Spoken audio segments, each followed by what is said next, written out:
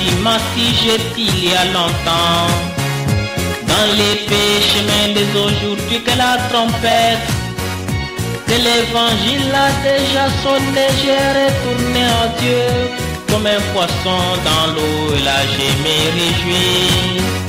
Toi Satan, tu m'as si jeté il y a longtemps dans l'épais chemin des aujourd'hui que la trompette de l'évangile a déjà sonné. J'ai retourné en Dieu comme un poisson dans l'eau, et là je me réjouis. Mon frère, ma soeur, nous devons, mon frère, ma soeur, nous devons accepter notre liberté aujourd'hui. Moi j'accepte ma liberté aujourd'hui. Mon frère, ma soeur, nous devons, mon frère, ma soeur, nous devons accepter. Saluons tous les enfants de Dieu.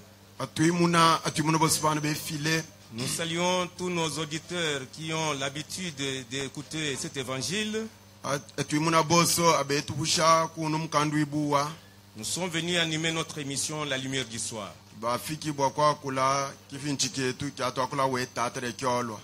Et je salue mon auditeur qui m'a écrit à partir de Mukumu. J'ai reçu votre message, que Dieu vous bénisse. Nous allons prier le Seigneur avant de lire sa parole. Seigneur Dieu Tout-Puissant, toi le Créateur des cieux et de la terre, Dieu d'Abraham, Dieu de la postérité d'Abraham que nous sommes, nous te rendons action de grâce pour tout ce que tu as été pour nous depuis qu'il est jour. Et nous nous remettons entre tes mains, demandant que ton esprit soit sur nous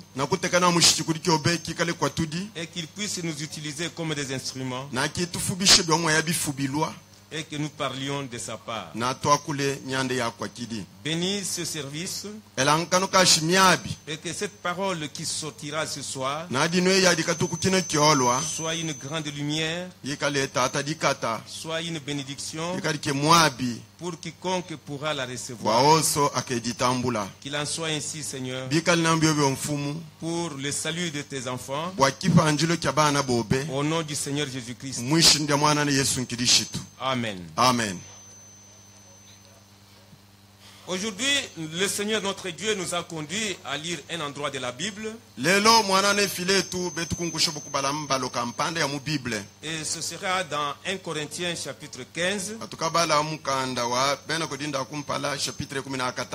À partir du premier verset et jusqu'au verset 4.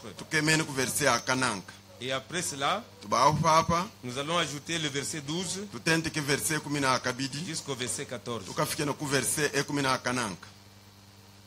Je lis. Je vous rappelle, frères, l'évangile que je vous ai annoncé, que vous avez reçu, dans lequel vous avez persévéré, et par lequel vous êtes sauvés, si vous le retenez tel que je vous l'ai annoncé. Autrement, vous auriez cru en vain. Je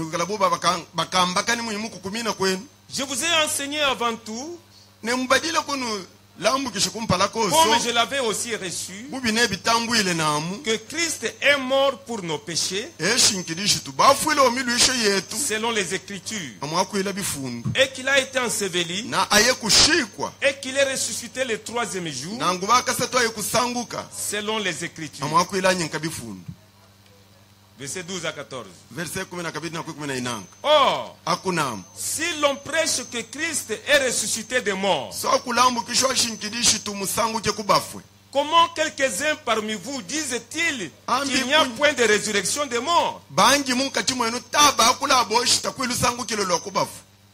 S'il n'y a point de résurrection des morts, Christ non plus n'est pas ressuscité. Et si Christ n'est pas ressuscité, notre prédication est donc vaine. Et votre foi aussi est vaine. Ok. C'est ainsi que ce soir, Dieu nous a conduit à lire cet endroit pour parler sur le christianisme, qui est la seule vraie religion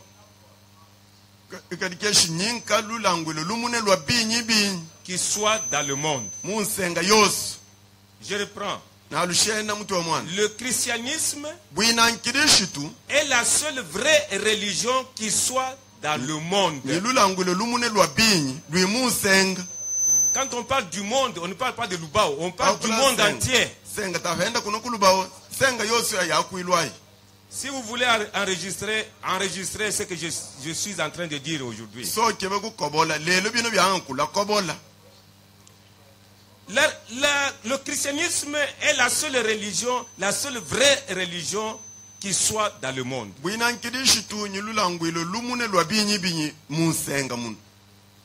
Maintenant, ce christianisme est basé sur quoi? Sur quoi repose le christianisme? Soyons attentifs.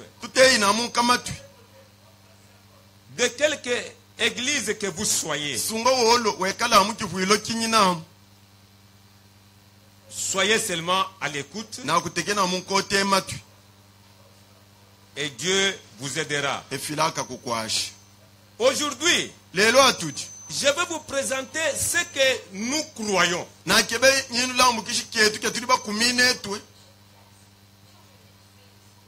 Qu'est-ce que nous croyons? Et qu'est-ce que nous présentons au monde?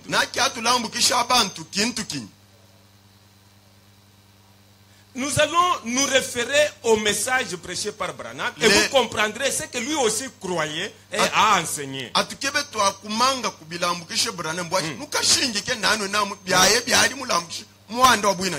Ok. Je vais vous lire dans sa prédication la seconde venue du Seigneur.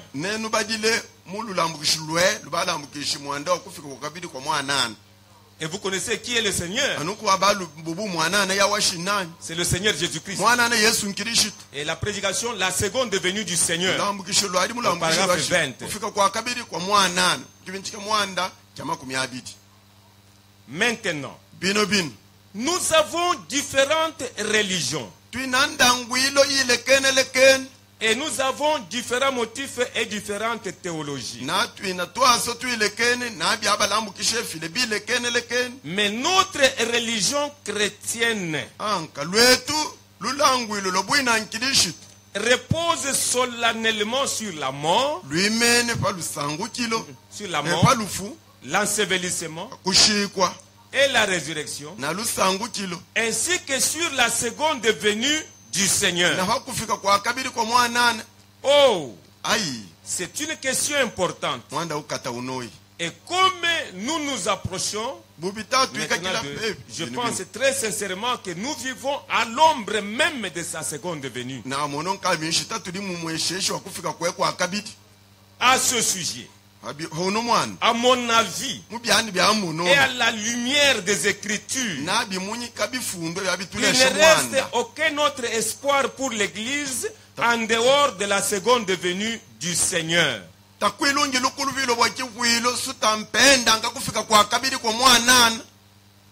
Le monde, dans son état de tohu bohu sauvage, est complètement hors de contrôle de toute organisation humaine au monde.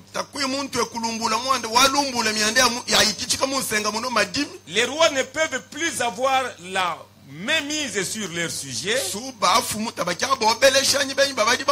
Les dictateurs ne peuvent non plus avoir la même mise sur leur sujet,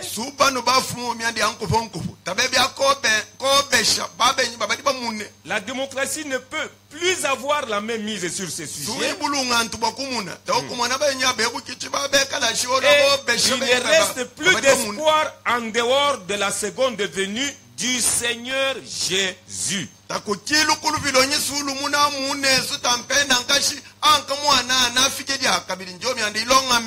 Voilà. Donc, vous voyez ici, lui présenté, montrant que dans ce monde, il y a beaucoup de différentes religions.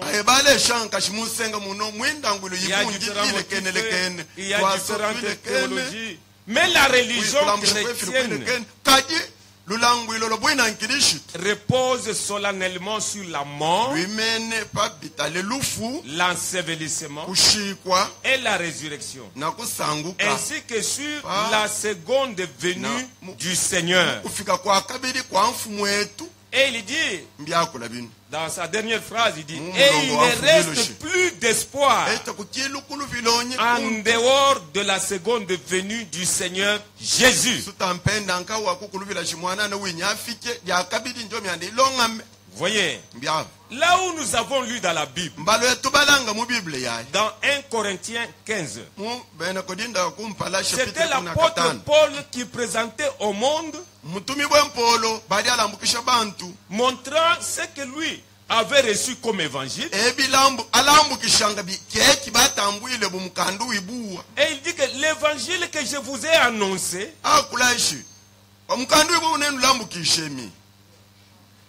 que vous avez reçu, dans lequel vous avez persévéré, et par lequel vous êtes sauvés, si vous le retenez tel que je vous l'ai annoncé, autrement vous auriez cru en vain. Il dit, je vous ai enseigné avant tout, comme je l'avais aussi reçu, que Christ est mort pour nos péchés, selon les Écritures, pas de la mort. Il a été enseveli, l'ensevelissement, et qu'il est ressuscité le troisième jour, selon les Écritures, l'évangile de Jésus-Christ.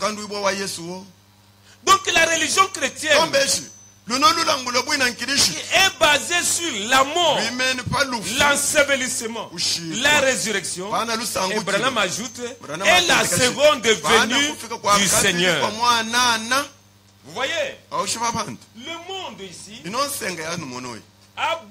dans le monde, il y a beaucoup de religions. Et il y a également beaucoup de fondateurs de religions. Mais la religion chrétienne,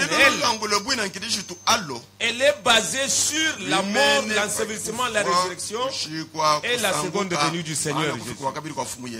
Je vais lire dans Allez dire à mes disciples, paragraphe 17 à 20.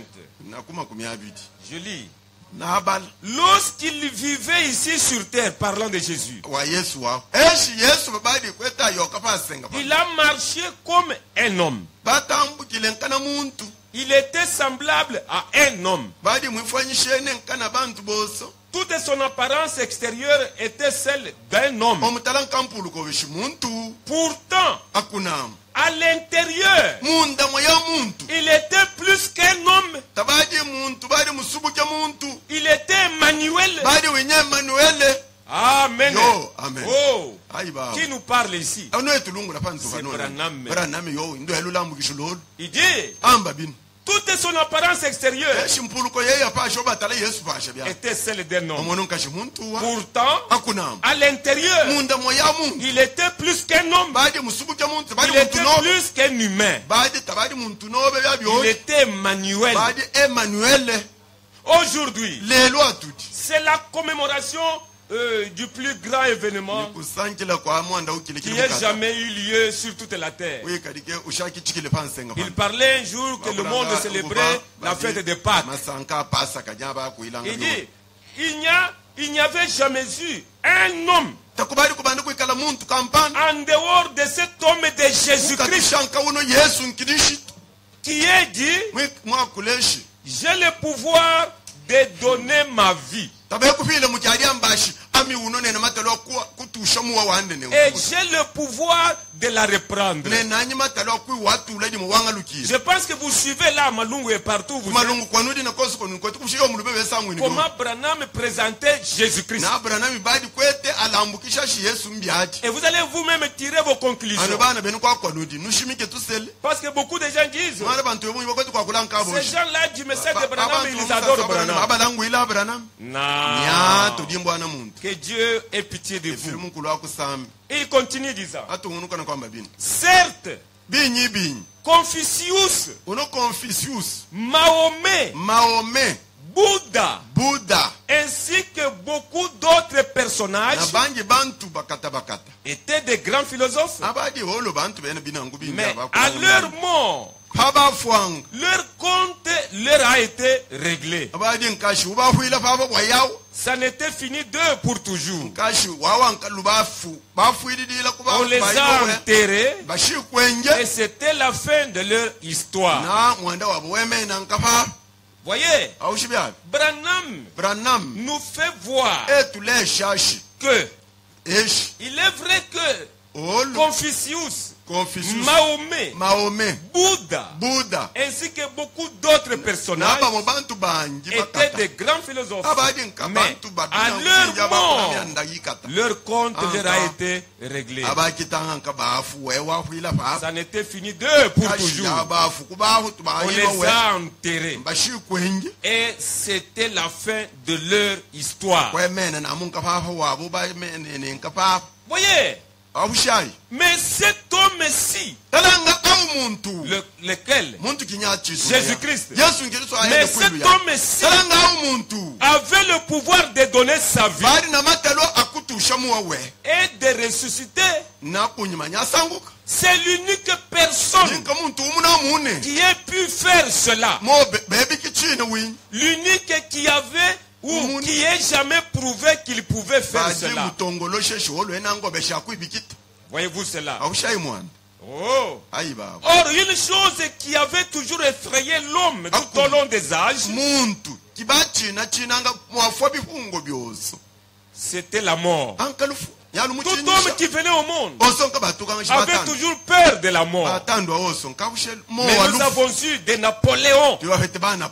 Nous avons eu de Hitler. Et tout. Mais quand l'heure de la mort vient, chacun d'eux recule. J'ai entendu des hommes parler et se vanter de grandes choses blasphématoires. Mais quand la mort approche, et tous reculent. Donc ce monde a connu de grands personnages tels Confucius, Mahomet, Bouddha, Hitler, Mussolini, Eichmann, Napoléon, tous ces grands hommes-là. Mais l'unique chose qui les effrayait, c'est la mort. Toujours la mort. Quand la mort s'approchait, et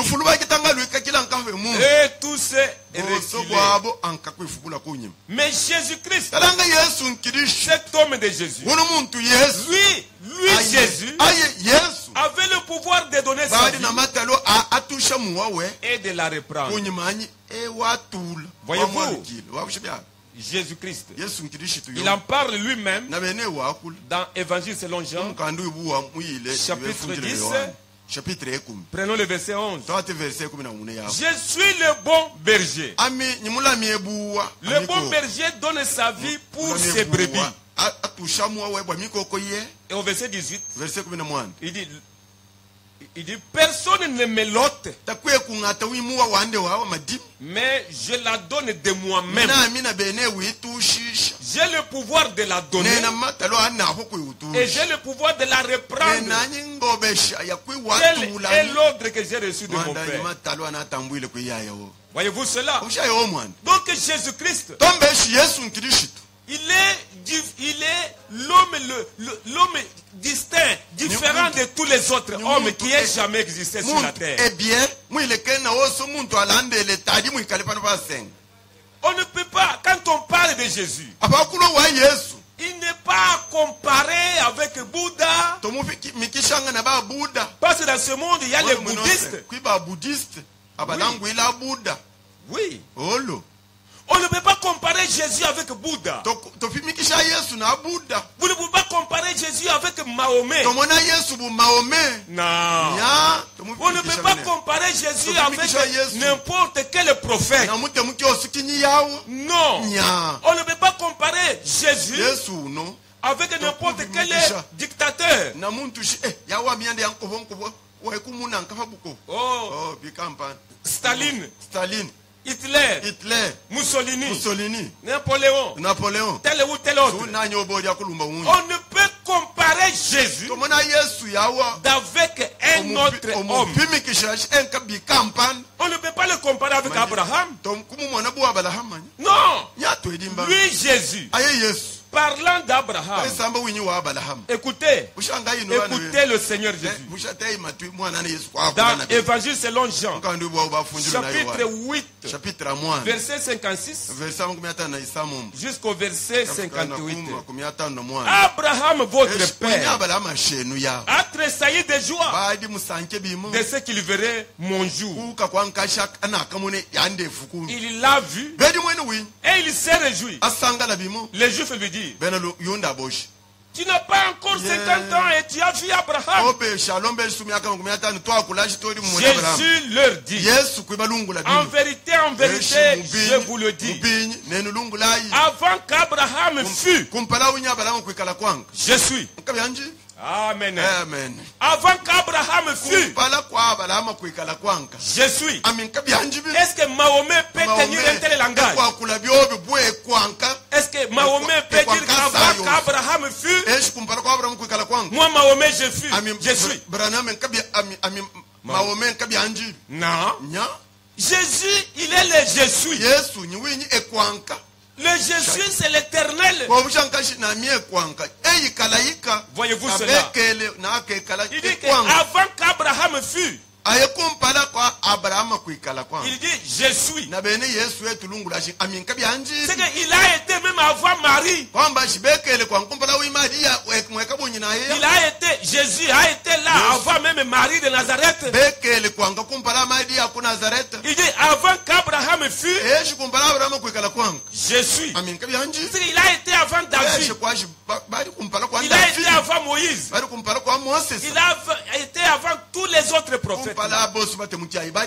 Et il a été avant Mahomet. Il a été avant Bouddha. D'ailleurs, c'est lui Jésus qui les a créés. C'est pourquoi, quand nous parlons de Jésus, il est la parole. Au commencement était la parole. Et la parole était avec Dieu. Et la parole était Dieu. Et tout ce qui existe a été par lui. Que ce soit Mahomet, que ce soit Bouddha, que ce soit Napoléon, que ce soit Hitler, que ce soit Staline, que ce soit Mussolini, que ce soit n'importe qui, que ce soit moi, que ce soit vous qui m'écoutez. Avant que nous existions, Jésus-Christ était déjà là. Et c'est lui qui nous a créés. Il est créateur. L'unique religion, la seule vraie religion qui est dans le monde entier, c'est le christianisme. Ça, je vous le dis. Aucun homme ne peut présenter un homme qui soit semblable à Jésus. Un homme qui soit né comme Jésus. Pas moi. On ne peut pas parler. Non. Un homme qui est né comme Jésus. Non. C'est pourquoi nous les chrétiens, nous n'avons pas honte de dire que nous sommes des chrétiens. Nous les chrétiens, Nous sommes de la vraie religion qui puisse exister dans le monde entier. Il y a les Jains, il y a les bouddhistes, il y a les musulmans. Et nous les chrétiens, c'est nous les chrétiens qui sommes de la vraie religion. Et le fondateur de notre religion est l'unique personne qui avait fait cette déclaration selon laquelle j'ai le pouvoir de donner ma vie et j'ai le pouvoir de la reprendre. Ainsi dit, ainsi fait. C'est cela. Il n'y a pas quelqu'un d'autre. Jésus est l'incomparable. Il est l'incomparable. Il est le Dieu des prophètes. Tous les prophètes qui avaient prophétisé. Vous-même, vous connaissez des prophètes. Il y a eu tel prophète. Oh, il y a eu encore tel autre prophète. Et tel autre prophète. Et tel autre prophète. Mais que dit la Bible? Dans 1 Pierre, chapitre 1er, verset 10 et 11, je lis. Les prophètes qui ont prophétisé touchant la grâce qui vous était réservée ont fait de ce salut l'objet de leurs recherches et de leurs investigations, voulant sonder l'époque et les circonstances marquées par l'Esprit de Christ qui était en eux et qui attestait d'avance les souffrances de Christ et la gloire dont elle serait suivie. Si vous avez bien suivi cette lecture, donc tous les prophètes, il cherchait, il sondait l'époque et les circonstances. Et tout cela marqué par l'Esprit de Christ qui était en eux. L'Esprit de Christ était dans les prophètes. Voyez-vous cela? Donc les prophètes, donc tous les prophètes, que ce soit Moïse, que ce soit Abraham, que ce soit Noé, tous les prophètes, Esaïe, Daniel, Jérémie, tous les prophètes, c'était par l'Esprit de Christ qu'il prophétisait. Voyez-vous cela? Même Branham, c'est par l'Esprit de Christ. Tout vrai prophète a parlé par l'Esprit de Christ. Qu'il soit prophète de l'Ancien Testament ou prophète du Nouveau Testament, tous ont prophétisé par l'Esprit de Christ. Alors, qui est plus grand? C'est Christ. Christ. Notre religion chrétienne, elle est basée sur la mort, sur l'ensevelissement, sur la résurrection de Jésus et sur la seconde venue du Seigneur Jésus. C'est là que repose notre religion chrétienne.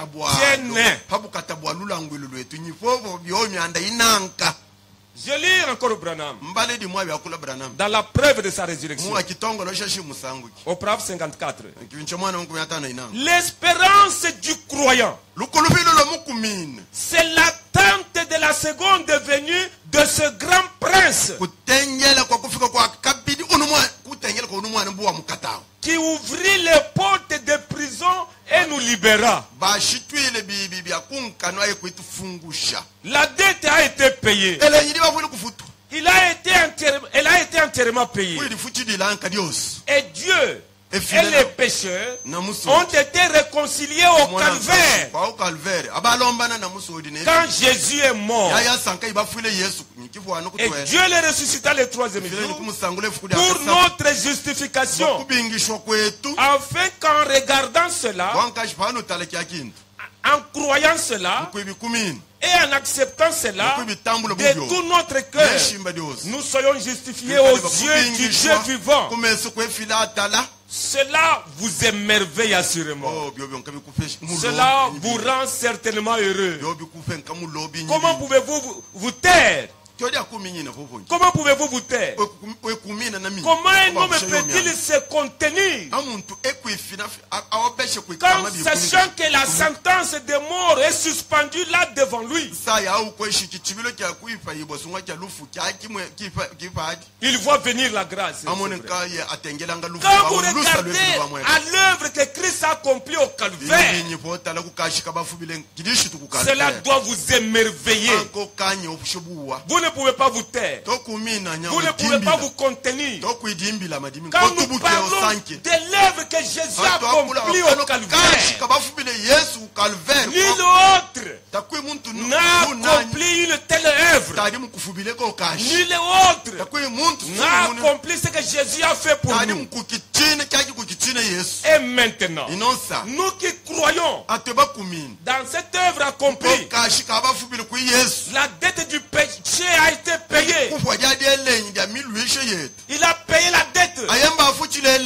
Oui, il a payé la dette. Il nous a sortis de la prison du péché. C'est ce que l'œuvre du calvaire a fait. Maintenant, l'espérance du croyant, c'est l'attente de la seconde venue de ce grand prince qui ouvrit les portes de prison et nous libérera. C'est ça l'espérance. C'est ce que nous croyons. C'est ce que nous enseignons. C'est ce que nous prêchons. C'est ça notre foi. Voyez-vous, l'espérance du croyant. Il n'y a pas un autre espoir pour le monde aujourd'hui en dehors de la seconde venue du Seigneur Jésus. C'est ça même l'espérance du croyant. Voyez-vous, c'est ça même l'espérance. Et notre religion chrétienne est basée là-dessus. C'est pourquoi je vous lis toujours Branham pour que vous ayez l'idée sur Branham. Qu'est-ce qu'il a enseigné? Si ce qu'il a enseigné là est contraire aux Écritures, que vous puissiez parler contre lui. Sinon, vous allez apprécier. Pensez un peu à cet homme de Branham.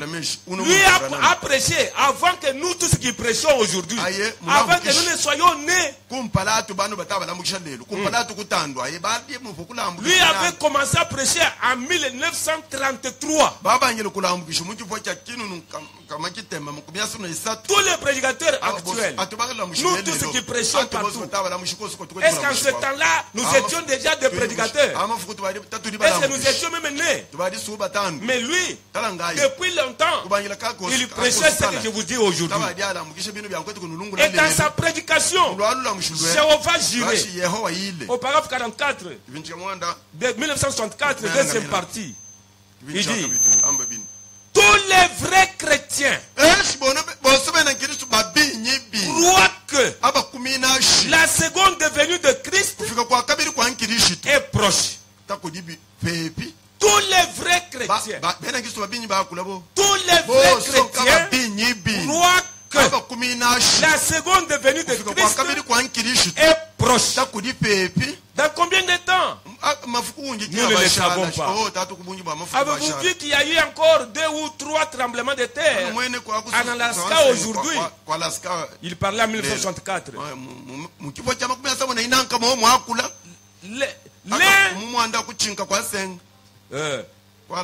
L'un d'eux, aussi violent que le premier, l'avait été. sauf qu'il n'y a pas eu d'effondrement.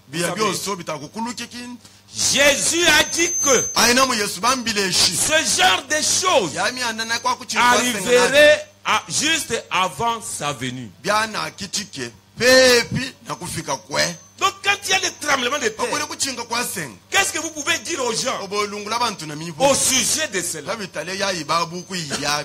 pas un des signes précurseurs de la seconde venue de Christ? Alors, tous les vrais chrétiens, si vous l'êtes, vous le savez dans votre cœur. Tous les vrais chrétiens croient que la seconde venue de Christ est proche. Voyez-vous cela? Donc, c'est là que repose notre espoir. C'est là que repose l'espoir de nous les chrétiens. C'est pourquoi même Branham, c'est lui qui nous a prêché le message. Quand nous parlons du message, c'est Branham qui l'a prêché. Il n'y a pas un message sans messager. Il doit toujours y avoir un messager. Je sais que beaucoup de gens sont scandalisés quand on parle de Branham. Mais je regrette. Mais nous, tous ceux qui prêchons ici, est-ce que nous, nos noms sont dans la Bible ici? Non. Donc après qu'on ait écrit la Bible, juste vers la fin du 1er siècle après Jésus-Christ, on n'a pas écrit les noms de tous les serviteurs qui ont servi Dieu au 2e siècle, 3e siècle, jusqu'à aujourd'hui. Tous leurs noms ne sont pas dans la Bible. Mais il y a eu de Polycarpe. Il y a eu de Polycarpe. Il y a eu Irénée. Il y a eu Colomban. Il y a eu de Saint-Martin. Il y a eu Calvin. Martin Luther. Zwingli. Wycliffe. John Smith. Tous ces gens-là. Parce que l'église de Jésus a son histoire. L'église de Jésus n'avait pas pris fin au 1er siècle. Mais alors, à travers les autres siècles, n'y a-t-il pas eu d'autres serviteurs de Dieu et des grands serviteurs? Quand c'est aujourd'hui, les gens se présentent. Je suis apôtre tel. Est-ce que ces apôtres qui se présentent aujourd'hui ont leur nom dans la Bible? Aujourd'hui, il y a des gens qui se présentent. Moi, je suis prophète. Est-ce que leurs noms aussi sont dans la Bible? Je suis évangéliste. Je suis pasteur. Est-ce que nos noms sont là? Vous pouvez les lire. Mais nous sommes tous concernés. C'est pourquoi il dit ici, il dit que tous les vrais chrétiens, croient que la seconde venue de Christ est proche. Voyez-vous, c'est là que repose notre espoir. C'est pourquoi, lui parlant, au paragraphe 80, dans un homme qui fuit la face de l'Éternel, prédication de 1965, paragraphe 80, il dit, et la responsabilité que Dieu nous a donnée aujourd'hui, suivez-vous tous. Il dit, et la responsabilité que Dieu nous a donnée aujourd'hui, d'apporter ce message. Et il dit, et comme je prends de l'âge, et je sais que mes jours raccourcissent, je ressens cette responsabilité plus que jamais. Avancer sans relâche, nous devons le faire. Nous devons nous y mettre. Partout où nous allons et annoncer le message et dire aux gens que Jésus-Christ revient, qu'il est Dieu et qu'il vient bientôt. Il ne reste aucun autre espoir pour le monde que la venue du Seigneur. Il n'y a pas un autre espoir. Si nous sommes des chrétiens, comme notre religion chrétienne repose sur la mort, l'ensevelissement, la résurrection et la seconde venue du Seigneur Jésus, il n'y a aucun autre espoir pour le monde que la venue du Seigneur. Cet homme dont vous entendez parler, du nom de Branham, c'est lui qui a prêché comme je le dis aujourd'hui. Parce que je sens qu'il faut que je dise tout ce que nous croyons. Et il dit, et comme je prends de l'âge, et je sais que mes jours raccourcissent, je ressens cette responsabilité plus que jamais. Oh, avancer sans relâche, nous devons le faire. Il dit, nous devons le faire. Nous devons nous y mettre partout où nous allons, que ce soit à Lubao, que ce soit n'importe où, partout où nous allons, et annoncer le message et dire aux gens que Jésus-Christ revient, qu'il est Dieu et qu'il vient bientôt. Je ne sais pas si vous pouvez trouver cela comme étant une faute conformément à la Bible. Non, c'est conforme à la Bible. C'est pourquoi notre religion chrétienne ne peut pas reposer sur autre chose que ça. Nous ne pouvons pas être une église de Jésus sans ce que nous espérons. Qu'est-ce que nous espérons? Quand nous prêchons l'évangile de Jésus, quand nous invitons les pécheurs à croire à l'évangile de Jésus, c'est pour qu'ils deviennent quoi? C'est pour qu'ils attendent quoi? C'est pour qu'ils espèrent quoi? Et qu'ils se préparent à quoi? Voyez-vous? C'est pourquoi mes bien-aimés, pour tous qui me suivent, c'est le pasteur Somo qui parle. Je prêche ceci pour vous présenter ce que nous croyons. Nous ne croyons pas que Jésus soit autre chose que Dieu. Branham nous a enseigné Jésus-Christ comme étant Dieu. Et que notre espoir repose sur sa seconde venue. Et dans sa prédication, la voie à laquelle Dieu a pourvu, de 1959, paragraphe 10, partie B, il dit, eh bien, nous entendons beaucoup parler aujourd'hui de la seconde venue du Seigneur. Et effectivement, c'est ce que nous attendons tous. La venue du Seigneur.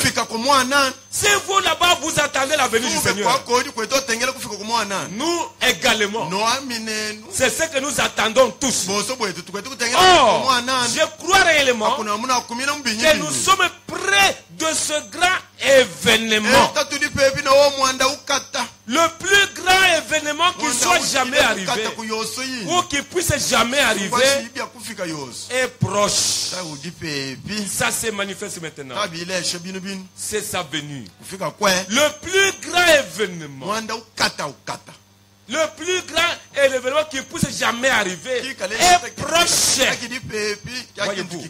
Et nous, en tant que prédicateurs, il dit au paragraphe 15, partie B, il dit, vous savez, je pense qu'avant de sortir cet après-midi, nous devrions faire l'inventaire pour voir ce dont notre Seigneur parlait lorsqu'il a écrit cette parabole, ou plutôt lorsqu'il en a parlé. Nous devrions savoir comment dire aux gens de se préparer pour ce grand événement à venir. Je vois dans mon téléphone des appels, mais je suis encore en train de parler. Je ne sens pas que je puisse interrompre. Très bien. Nous devrions savoir comment dire aux gens de se préparer pour ce grand événement à venir. Si la venue du Seigneur est si importante, la chose la plus importante pour nous à faire, c'est d'amener les gens à se préparer pour cela. En effet, s'il vient et que nous ne sommes pas préparés, alors nous serons exclus.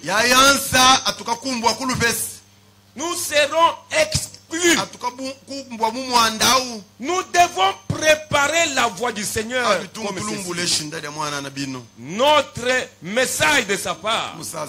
Car telle voie déclare les Écritures, paraît droite et telle voie paraît droite, mais son issue, c'est la voie de la mort. Voyez-vous cela? Et au Proverbe 16 en bas, il dit, je pense donc que les moissonneurs devraient être préparés à savoir comment former les gens pour la venue du Seigneur. Car il n'y a personne parmi nous qui n'aimerait rencontrer cela. Oh mes bien-aimés, vous tous mes frères, vous tous qui me suivez, de près ou de loin, nous sommes là pour parler de Christ. Et la religion chrétienne est l'unique vraie religion qui soit dans ce monde. Il n'y a pas une autre religion comme la religion chrétienne. Toutes les autres religions sont fausses. L'unique vraie religion qu'il y a dans le monde, c'est la religion chrétienne. Et c'est l'unique religion qui peut présenter au monde. Il tombe vide de son fondateur. Le fondateur de notre religion. Donc notre religion se repose encore sur la naissance virginale. Il n'y a aucun homme qui soit né par une femme vierge, qui soit né d'une femme vierge. Mais Jésus l'a été parce qu'il venait pour racheter le monde. On ne peut pas comparer Jésus à Mahomet. Jésus est le Rédempteur. Jésus est le Messie. Jésus est le Sauveur. Même les anges du ciel avaient témoigné de cela lors de sa naissance. Les bergers étaient en brousse en train de paître les brebis. Et la chorale céleste est descendue et elle a chanté. La chorale du ciel avait chanté pour la naissance de Jésus. Et après avoir chanté cette chorale-là, des anges et dit au berger, et aujourd'hui, dans la ville de Bethléem, il vous est né un sauveur. Un sauveur. Jésus est le sauveur. Ce n'est pas Mahomet. Ça, ce sont des distractions. Ça, ce sont des distractions. On ne peut pas parler de Mahomet quand nous parlons de Jésus. Parce que Jésus est le créateur même de Mahomet. Il est notre créateur. Il est le créateur. Les attributs de Jésus. Les attributs de Jésus. Il est le Jésus. Il est le créateur. Il est le sauveur. Il est le Messie. Il est celui que nous attendons. Toute la Bible parle de Jésus. Jusqu'au dernier verset de la Bible. Que dit le dernier verset? Lisons le dernier verset de la Bible. Apocalypse 22. Je lis. Donc, que la grâce grâce du Seigneur Jésus soit avec tous. C'est ça le dernier verset de la Bible. Que la grâce du Seigneur Jésus soit avec tous. Donc Jésus est le Seigneur. Il est le Seigneur. Il est notre Seigneur. Nous-mêmes qui croyons le message de Branham, on ne peut pas appeler Branham comme notre Seigneur. Il n'est ni notre créateur, ni notre sauveur, ni notre Seigneur, ni notre époux. Mais c'est Jésus qui est l'épout de l'Église. Et notre foi chrétienne repose sur la mort, l'ensevelissement, la résurrection et la seconde venue du Seigneur. C'est l'unique espoir. Car les vrais chrétiens, c'est l'unique espoir. Car tous les vrais croyants. Et c'est ce que nous attendons. Nous attendons la venue du Seigneur. Et Branham, dans sa prédication, Jésus tient tous ses rendez-vous. De 1964, paragraphe 2, il dit: notre Père Céleste, nous sommes tellement reconnaissants pour ta présence et pour les hommes au cœur honnête qui croient vraiment que tu viens, pour qu'il se prépare à ce grand événement que le monde entier attend. Donc il y a un grand événement que le monde entier attend. C'est la venue du Seigneur. Il avait dit: je vais vous préparer une place afin que là où je suis, vous y soyez aussi. Ça c'est Évangile selon Jean, chapitre 14. Et quand je vous aurai préparé la place, je viendrai vous prendre afin que là où je suis, vous y soyez aussi. C'est ça l'unique espoir. C'est ce que nous croyons. Et c'est ce que nous prêchons au tabernacle de Luba. Et c'est ce que nous croyons. Et c'est ce que nous prêchons tiré du message de William Branham. Que Dieu vous bénisse là où vous êtes, de près ou de loin. Nous vous avons présenté l'unique vraie religion, le christianisme, qui est la seule vraie religion qui soit au monde. Ce n'est pas le bouddhisme. Non. Parce qu'il y a Bouddha et il y a les bouddhistes. Ils ne sont pas ici chez nous. Il y a les gens de Bahaoul, de Mahomet, de Bouddha. Il y a eu tant de gens. Mais l'unique vraie religion, même là où vous êtes assis, vous le chrétien, vous pouvez même sauter, crier de joie, parce que vous êtes vous avez eu la grâce de recevoir l'unique vraie religion et d'être dans l'unique vraie religion qui soit dans le monde. Ne soyez même pas effrayés. Quelqu'un peut parler à mal de Jésus. Mais qui vous a créé, vous? Qui vous a créé? Qui vous a créé? Oh, Abraham. Mais avant qu'Abraham fût, Jésus dit: je suis. Avant qu'Abraham fût, je suis. Avant même que tous les autres prophètes soient là, Jésus était là. C'est pourquoi, mes bien-aimés, ayez foi dans cette vraie religion, la religion chrétienne. C'est l'unique vraie religion. Mais que votre foi soit basée sur la mort, l'ensevelissement, la résurrection et la seconde venue du Seigneur Jésus. C'est ce qu'on doit prêcher. C'est ce que nous croyons. C'est ce que nous sommes censés annoncer au monde. Que Jésus vient. Qu'il est Dieu. Il vient bientôt. C'est l'unique espoir pour le monde aujourd'hui. Et nous devons faire de sorte que, ou amener les gens qui nous entendent à se préparer pour ce grand événement. Si ce grand événement arrivait sans que vous soyez préparés pour cela, vous serez quoi? Exclus. Que Dieu vous bénisse. Que Dieu vous bénisse là où vous êtes. Et nous croyons que cet évangile de ce soir vous a apporté des bénédictions. Oui, si vous êtes malade, soyez consolés. Que Jésus soit votre consolateur. Qu'il vous guérisse. Si vous êtes encore dans le monde et que vous n'avez pas encore accepté Jésus-Christ, pour entrer dans cette préparation, acceptez l'évangile de Jésus. Abandonnez les choses du monde. Abandonnez le bouddhisme. Abandonnez la religion musulmane. Abandonnez tout ça.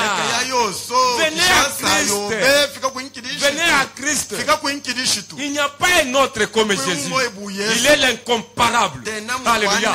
Il est l'incomparable. Il est l'unique en son genre.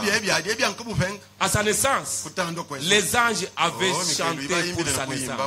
À sa mort, vous connaissez les événements. Lisez Matthieu 27. Vous verrez ce qui était arrivé. Et à sa résurrection, lisez ce qui était arrivé. Les soldats qui étaient là-bas, gardant la tombe, ils s'étaient évanouis. Et après, ils ont fui.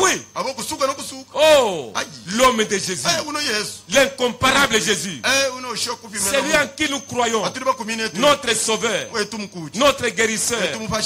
Il est tout pour nous. Le chef de l'église, il est l'époux de l'épouse. Ah, je peux parler jusqu'au matin. Quand on parle de Jésus, c'est pourquoi là où vous êtes, je pense que vous êtes déjà bénis. Oui. Je vais prier. Seigneur Jésus, nous bénissons ton Saint-Nom pour cette opportunité que tu nous as donnée ce soir de parler de cette vraie religion et de la base sur laquelle cette religion se repose. Merci Seigneur pour le prophète que tu nous as envoyé. Parce que c'est lui que nous avons lu. C'est lui qui a parlé. Et nous nous préparons pour recevoir Christ quand il viendra. Nous ne voulons pas être exclus. Oh Seigneur, aide quiconque serait encore dans les choses du monde, qu'il puisse t'accepter et se mettre dans cette préparation. Il y a un grand événement que nous attendons. Qu'il en soit ainsi pour chacun de tes élus.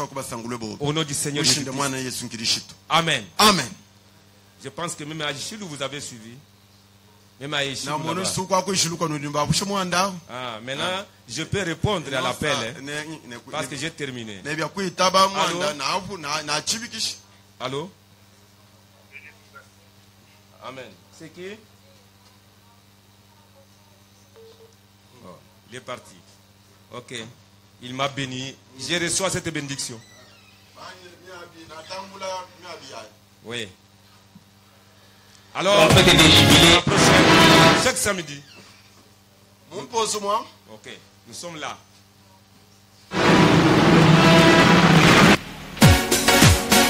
Mon frère, ma sœur, la trompette des jubilés a déjà sonné. L'évangélisation au temps de la fin. Le message est proclamé.